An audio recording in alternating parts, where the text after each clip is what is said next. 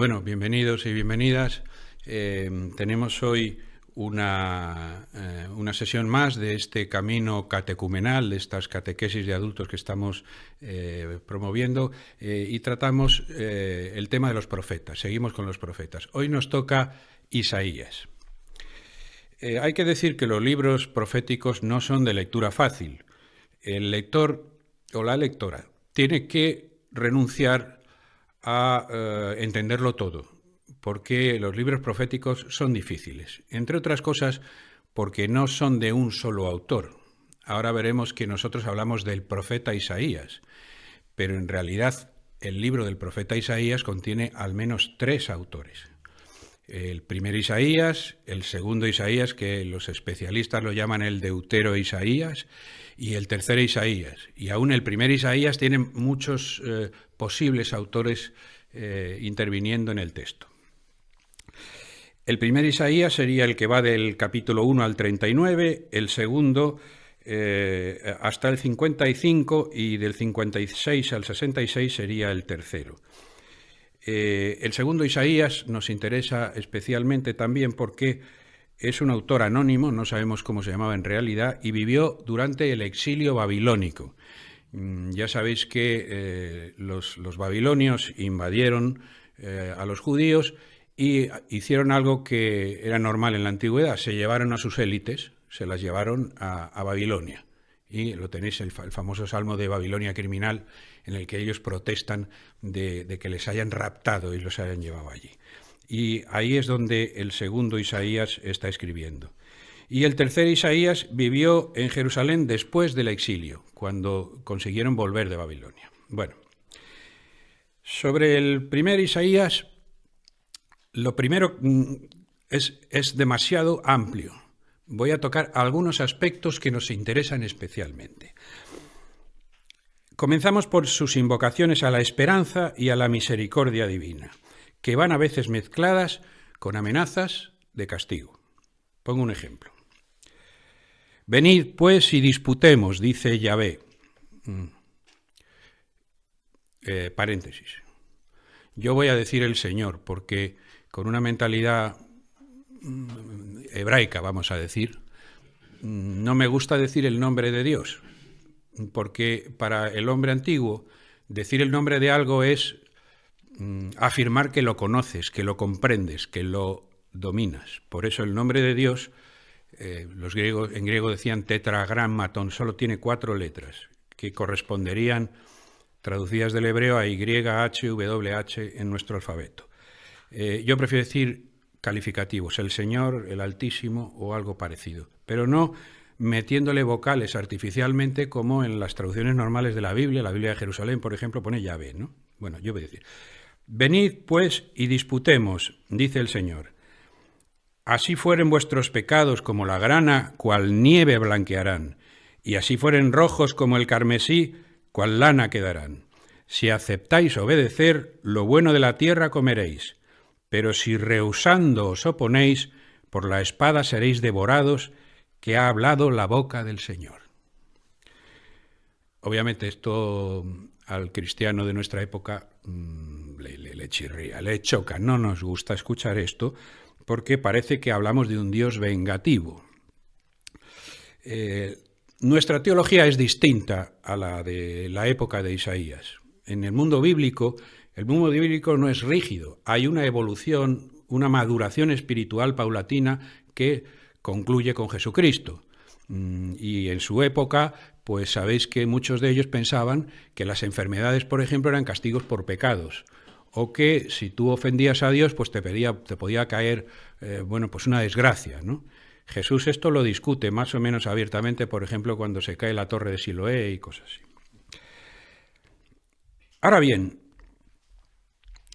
también es cierto que en todas las religiones hay conceptos parecidos a lo que popularmente conocemos a la manera hindú como el karma, es decir, el que le hace la paga.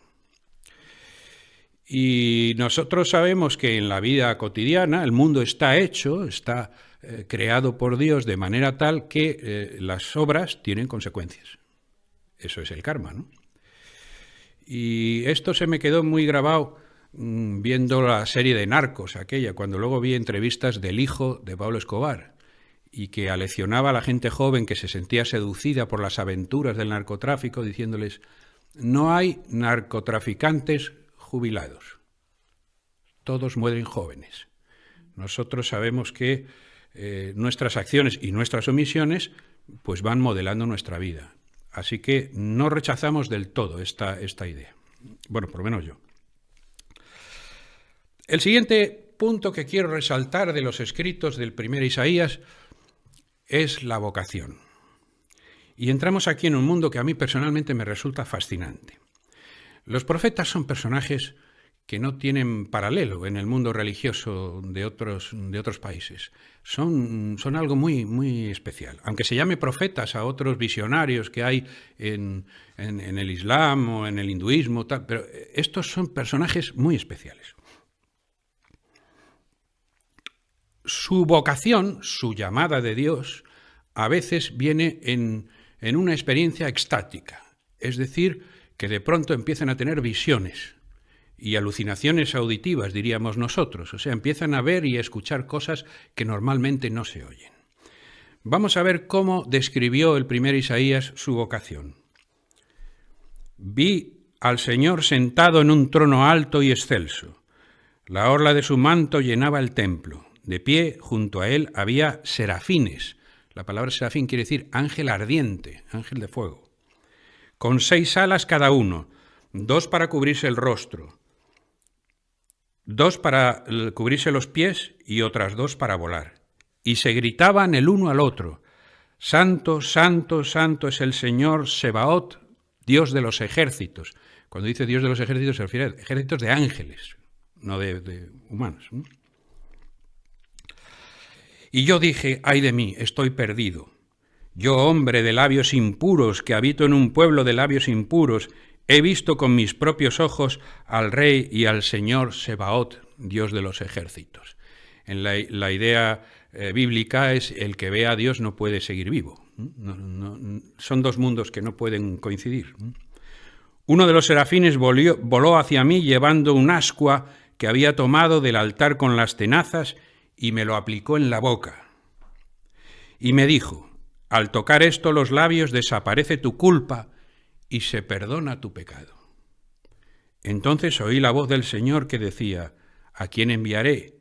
¿Quién irá por nosotros? Respondí: aquí estoy yo, envíame. Como veis, este texto relata, antes de eso, santo quiere decir distinto del mundo. No es una de las cosas que existen aquí. Este es uno de los mensajes que me llegan en mi actividad en las redes sociales más frecuentemente, es decir, si Dios existe, que yo lo vea, que me lo muestren, que me lo demuestren, que me lo enseñen, como si fuese una de las cosas más, un micrófono, una mesa. No es posible esto, porque estamos hablando de otro nivel, de otro mundo. El Señor está más allá, como en otra dimensión, pero desde ella llena la tierra de su gloria. Y gloria es la energía misteriosa de la presencia de Dios, que es especialmente perceptible en la liturgia. Pero voy a añadir, en la buena liturgia. Porque aquí que nadie nos ve, ahora yo puedo decir libremente que en la mala liturgia pues no se percibe muy bien la presencia misteriosa de Dios. Todos hemos participado en liturgias que nos conducían al aburrimiento más que al éxtasis, ¿no? Y también muchos de los que estamos aquí hemos tenido el privilegio de participar en la liturgia de la comunidad de ETC, que aquello es que no hay palabras, hay que conocerlo, y entonces uno puede paladear esa energía misteriosa que irradia de Dios, de la presencia de Dios. Isaías afirma abiertamente que ha sido enviado por este Dios y que su mensaje es una llamada a confiar en él. Bueno, otro aspecto. Lo que en nuestro lenguaje actual llamaríamos justicia social. Hay una época de prosperidad durante el reinado de Jotam, pero Isaías se fija en el precio que están pagando los pobres para hacer posible ese milagro económico. Algo que podemos trasladar a nuestra época también. Sabéis que el país más poderoso del mundo contiene bolsas enormes de pobreza en su interior, ¿no? Estados Unidos. Y bueno, pues en nuestras ciudades europeas relativamente ricas, pues todo el mundo, en todas las ciudades, pues hay gente durmiendo en la calle. En Francia crearon una ONG muy curiosa que se llama Los Hijos de Don Quijote, que se dedican a tratar de encontrar alojamiento para quien está excluido de la riqueza general y que está durmiendo en la calle. Y me llamó la atención. Imaginad que dormir en la calle en París no es lo mismo que dormir en la calle en Madrid, porque... Bueno, el texto que voy a usar necesita una aclaración previa, que he tomado de un cursillo en el que asistí sobre el tema de los sacrificios, que lo dio alguien a quien algunos conocemos bien, que se llama Alberto de Mingo. Es un cerebrito, un estudioso de la Biblia que es un superdotado, un tipo de estos que habla no sé cuántos idiomas y que lo sabe todo, estudia en Roma, da charlas a los hermanos de Teseo, o sea, una cosa alucinante, ¿no? Y el librito se llama La Biblia de principio a fin. Es un resumen y me ha servido a mí. Y en aquel curso sobre el tema del sacrificio, él explicaba, para que entendamos cómo era la liturgia antigua a la que se está refiriendo el profeta, que ellos iban al templo y mataban un animal. Pero no era un acto de intención cruenta, lo que querían hacer era un banquete. Mataban un cordero, por ejemplo, el cordero después se ponía al fuego, se asaba y se quemaba del todo la parte que con humo iba elevándose hacia Dios, o en las religiones paganas hacia los dioses, y los demás pues compartían, digamos, el banquete con Dios. Esa era una de las modalidades. Alberto nos contó que este tipo de liturgia ha desaparecido en el mundo moderno y solo queda un residuo de ella. Y que, ni aunque lo pregunte, lo ibais a adivinar. La fiesta de los toros. Y con los especialistas en esto dicen, el único residuo que queda en el mundo moderno de aquella liturgia de los sacrificios es la fiesta de los toros. Si se le puede llamar fiesta a eso. Isaías escribe, ¿de qué me sirven vuestros sacrificios?, dice el Señor. Estoy harto de holocaustos, de carneros y de grasa de becerros. Detesto la sangre de novillos, corderos y machos cabríos. Nadie os pida que vengáis ante mí a pisotear los atrios del templo, trayendo ofrendas vacías cuya humareda me resulta insoportable. Y ahora dice los sacrificios que sí quiere. Buscad el derecho, proteged al oprimido, socorred al huérfano, defended a la viuda, luego venid, discutamos, dice el Señor. Aunque vuestros pecados sean como escarlata, blanquearán como la nieve. Aunque sean rojos como púrpura, quedarán como lana. Esto es un ejemplo de algo que es inseparable del mundo bíblico, la aspiración a lo que nosotros hemos llamado la justicia social. La palabra justicia en el mundo bíblico no significa lo mismo que en el nuestro, porque nosotros tomamos el concepto de justicia de Aristóteles, que es dar a cada cual lo que le es propio. En el mundo bíblico justicia es un mundo como Dios lo quiere. Eso es justicia, un mundo como Dios lo quiere. Y es algo raro en la antigüedad. Con la imaginación, pues todos podemos viajar a un mundo en el que hay más esclavos que personas libres, en los que hay continuas guerras, en las que hay hambrunas, en las que las diferencias sociales son abismales. Bueno, y ya en la antigua Roma, la Iglesia inventó para intentar construir algo de justicia social lo que ahora llamamos ONGs o organizaciones de beneficencia. Estaban en lo que eran las parroquias, entre comillas, de los primeros siglos. Y si había alguien pobre, podría matricularse, lo llamaban matriculari, y recibía una aportación de las donaciones de los fieles, recibía una aportación todos los meses para poder ir viviendo. Aquí tenemos ejemplos, Román en Cáritas o Cristian en Amnistía, pues gente que su ser cristiano le lleva a intentar ayudar a gente para construir un mundo como Dios lo quiere. Y esta aspiración a la justicia social no es extraña al cristianismo. Hay una palabra de origen griego que me gusta, que es idiota. Idiota significa aquel que no se interesa por la vida pública, el que no quiere participar en la vida pública. Y este es un tema espinoso. Esto lo voy a explicar como yo lo veo, dejando entre paréntesis como yo lo veo. No quiero vincularlo a la Biblia, cada cual sacará sus propias conclusiones. Yo he escrito he filmado algún vídeo sobre la orfandad política de los cristianos, la dificultad que tenemos los cristianos para participar en la vida pública, siguiendo este espíritu del profeta Isaías de participar, de buscar la justicia social. Porque en el siglo XVIII se produce un fenómeno que no hemos dejado de padecer desde entonces. En la Ilustración me sirve la frase de Diderot que dice: nosotros no seremos libres hasta que no ahorquemos al último rey con las tripas del último cura. Es decir, se trata de sustituir el cristianismo por otro credo. Y los herederos de la Ilustración después, el liberalismo, los diversos socialismos, etcétera, pues de una manera más o menos abierta, más o menos explícita, mantienen una hostilidad al cristianismo.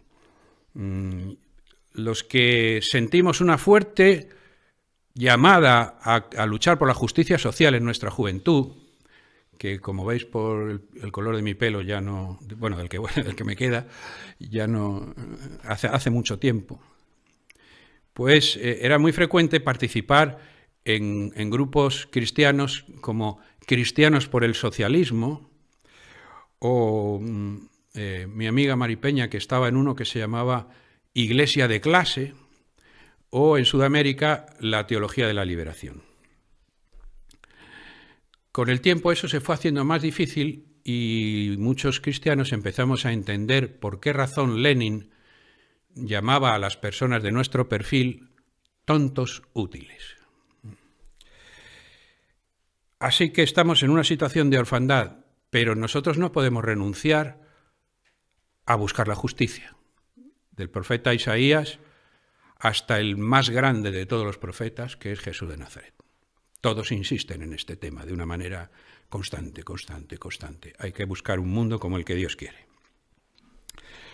Hay otro aspecto de Isaías que me ha gustado. Estate tranquilo, no tengas miedo. El contexto es que lo que los judíos llamaron Efraín, que era una alianza entre, primero, el mundo hebreo se había roto en dos partes, Israel y Judá, dos reinos distintos. Y el reino de Israel se había aliado con Siria contra Judá. Isaías le está hablando a la gente de Judá y les dice eso de que estén tranquilos. Dice, Isaías se dirigió al rey Ahaz de Judá y le animó a resistir. Pon atención, pero estate tranquilo. No tengas miedo ante esos dos tizones encendidos, Israel y Siria. Si no creéis, no subsistiréis, le dice. Pero aquí la palabra creer debe traducirse como apoyarse en, sostenerse en. ¿Qué quiere decir esto? Porque no es fácil. La fe consiste en aceptar el poder trascendente de Dios de manera que nos sostenga. ¿Significa esto que no nos va a pasar nada y que la providencia de Dios nos va a librar de todos los males? No. Y a quien piensa así, que me dicen a veces, no, es que yo he rezado mucho para pedirle que Dios me consiga ganar la oposición o algo parecido, ¿no? Pues yo siempre, o curarse de una enfermedad, le digo, acuérdate de lo que le pasó a Jesucristo. Eso de que no te va a pasar nada. ¿En qué consiste esto entonces? Gandhi, que es un gran inspirador mío, aunque nunca fuera cristiano, pero me inspira mucho, escribió esto: aquel que se confía en Dios deja de temer a los hombres. Confiad, no temáis. La versión de San Pablo es un poco más larga, pero más bonita. Habiendo llegado al límite de nuestras propias fuerzas, habiendo llegado al límite de nuestras propias fuerzas hasta el punto de creer que íbamos a morir, hemos aprendido a no confiar ya más en nosotros mismos, sino en el Dios que resucita a los muertos. También quiero hacer referencia a una versión ignaciana de esto, San Ignacio Loyola, fundador de los jesuitas. La frase que los jesuitas tomaron casi como un lema y que a mí durante años me parecía una absoluta chorrada, pues ahora la tengo muy presente. Y es: nada para nosotros, Señor, sino todo en el nombre de tu gloria. ¿A que suena mal? Suena fatal, ¿no? Por lo menos a mí me sonaba fatal. Pero luego me fui quedando dándole vueltas, me fue ronroneando en el oído y me di cuenta de lo siguiente.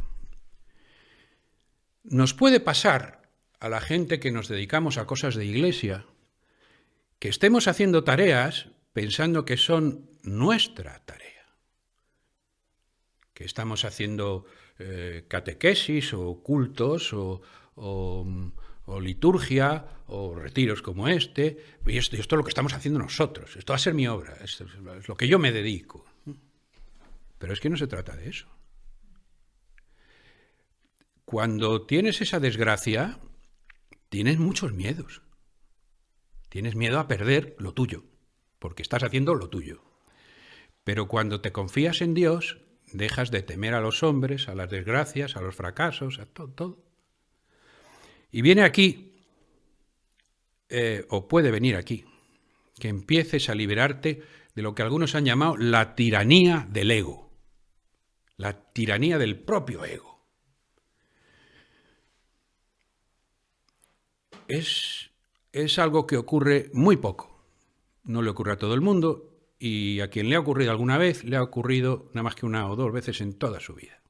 A mí me ocurrió lo que voy a decir, me ocurrió que de pronto, durante un tiempo que no sabría calcular porque perdí la noción del tiempo, mi ego se disolvió en buena medida. Y la recuerdo aquello como la sensación más dulce que tengo en la memoria. Duró, bueno, no sé cuánto, pero no mucho. Y desde entonces, hace ya, voy cargando con una mochila llena de piedras que es mi propio ego. Y me voy dando cuenta de eso. Perder el ego. Mensaje para los cristianos actuales entonces: sin temor, sin miedo a ninguno, buscar un camino para luchar por la justicia social en lenguaje moderno o un mundo como Dios lo quiere en lenguaje bíblico.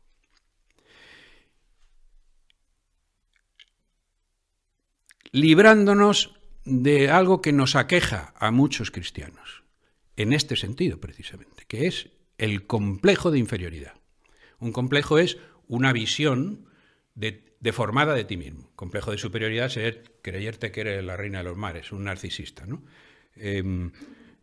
Complejo de inferioridad pues es creerte que eres un pobrecillo mucho más de lo que eres en realidad. Un complejo es cuando lo que nos lleva a mucha gente, incluso a gente muy aguerrida. Yo he conocido gente de esa que casi te cruzas de acera cuando te la encuentras, ¿no?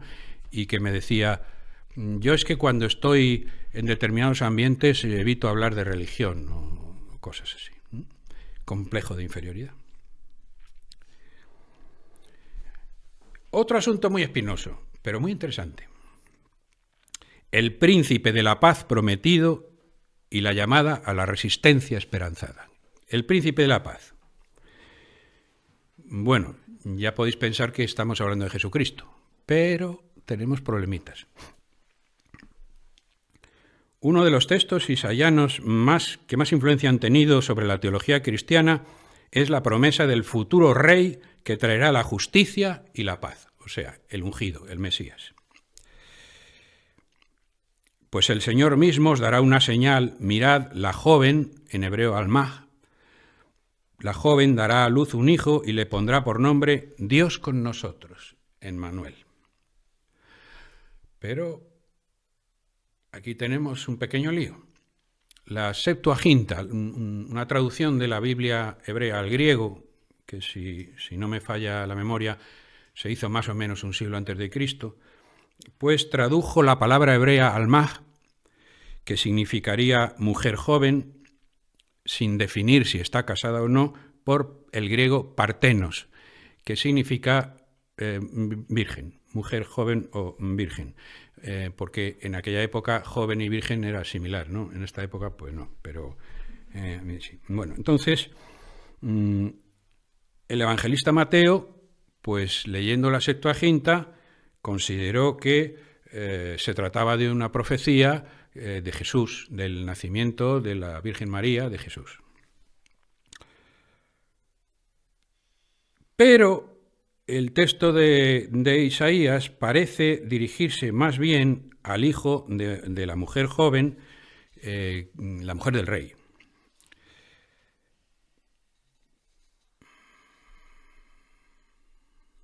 Dice de él: consejero prudente, Dios fuerte, Padre eterno, príncipe de la paz, dilatará la soberanía en medio de una paz sin límites, asentará y afianzará el trono y el reino de David sobre el derecho y la justicia desde ahora y por siempre.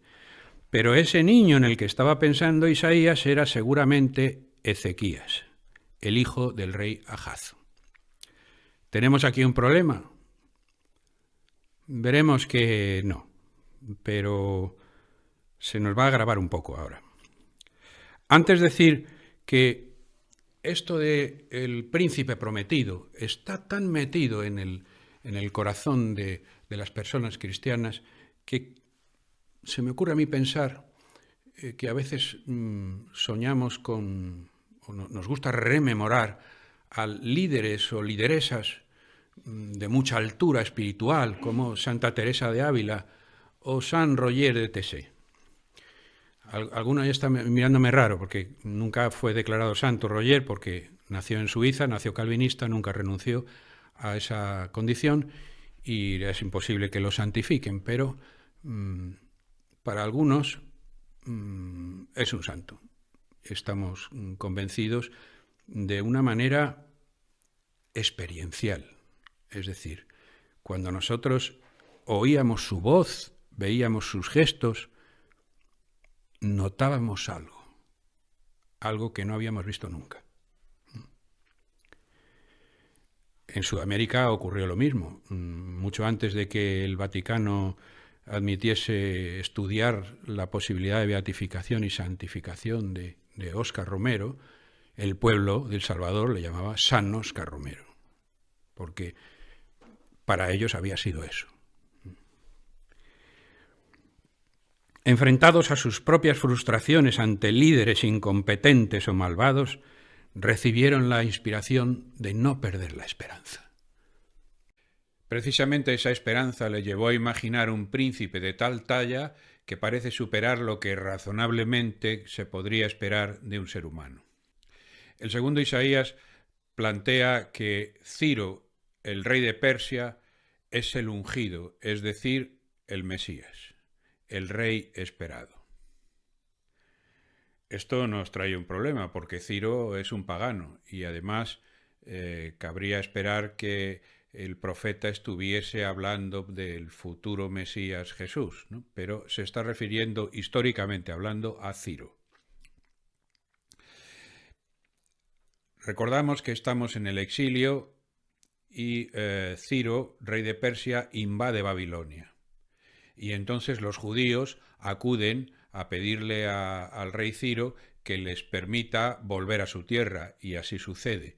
Así que le consideran el elegido de Dios para liberarles. Así dice el Señor a Ciro, su Mesías, escribe Isaías. Te he tomado de la mano para someter ante ti las naciones y destronar a los reyes, para hacer que las ciudades se te rindan sin que nadie pueda cerrarte las puertas. Caminaré delante de ti, derribaré las fortalezas, romperé las puertas de bronce y quebraré los barrotes de hierro. Te daré los tesoros ocultos, las riquezas escondidas, y así sabrás que soy yo. El problema entonces es que Emmanuel no es históricamente Jesús, según el Antiguo Testamento, ni tampoco el Mesías, sino que es Ciro. Pero tenemos otro problema más gordo, que es el famoso siervo sufriente de Isaías. Un personaje al que describe Isaías y que la tradición cristiana vio en él a Jesús, como por ejemplo en el capítulo de los Hechos de los Apóstoles, en el cual el apóstol Felipe habla con el eunuco de la reina de Etiopía, que le pregunta a quién se refiere este fragmento de Isaías que habla del siervo sufriente, y entonces el apóstol le dice que es Jesús. Bueno, nosotros también lo hemos interpretado así, porque la verdad es que leyendo el texto al que nos estamos refiriendo, ciertamente lo parece. Creció como un retoño delante de él, como raíz de tierra árida. No tenía apariencia ni presencia. Le vimos y no tenía aspecto que pudiésemos estimar. Despreciado y deshecho de los hombres, varón de dolores y sabedor de dolencias, como alguien ante quien se oculta el rostro. Despreciable y no le tuvimos en cuenta. Y con todo eran nuestras dolencias las que él llevaba y nuestros dolores los que soportaba. Nosotros le tuvimos por azotado, herido de Dios y humillado. Él ha sido herido por nuestras rebeldías, molido por nuestras culpas. Él soportó el castigo que nos trae la paz y por sus cardenales hemos sido curados. Bueno, estamos muy acostumbrados a leer este texto pensando en Jesús. Sin embargo, para mi sorpresa, Alberto Domingo explica que en realidad este siervo sufriente, históricamente hablando, no es Jesús, sino el propio segundo Isaías, que hubiera sido torturado y asesinado por los babilonios cuando Ciro se estaba acercando. Alberto escribe: afortunadamente para el eunuco, Felipe no era un exegeta preocupado solo por el sentido histórico de los textos. Su fe en la resurrección de Cristo le permitía tener una visión de conjunto de la historia de salvación. Una visión de conjunto de la historia de salvación. Por eso se le comunicó al eunuco su fe de que Jesús era el profeta definitivo que había dado su vida a fin de que pudiera realizarse el plan de Dios para salvar a la humanidad. De acuerdo con la fe cristiana, el segundo Isaías fue un precursor de Cristo. Ahora falta explicar aquí que esto de que el siervo sufriente va cargando con nuestros pecados y bueno, nos lleva a unas imágenes bastante contradictorias con respecto a la llamada expiación vicaria o justificación vicaria, que Jesús tendría que pagar por nuestros pecados a Dios o al diablo en otras versiones. Es una idea de San Anselmo en el siglo XI. Fue desechada, fue discutida y creo que desde mi punto de vista rebatida por el teólogo francés François Baron en este libro que se llama El Dios sádico y que nos libra de una de las contradicciones más dolorosas de la formulación de nuestra fe.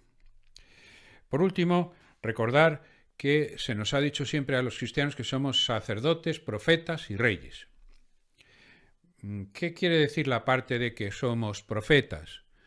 Pues que le prestamos nuestra boca a Dios, es decir, que estamos transmitiendo lo ocurrido con Jesús, lo que significa Jesús, lo ocurrido con los profetas, la historia de Israel. Eso es lo que nosotros tenemos que hacer como profetas, transmitir la palabra de Dios, con calma, sin miedo y con entusiasmo.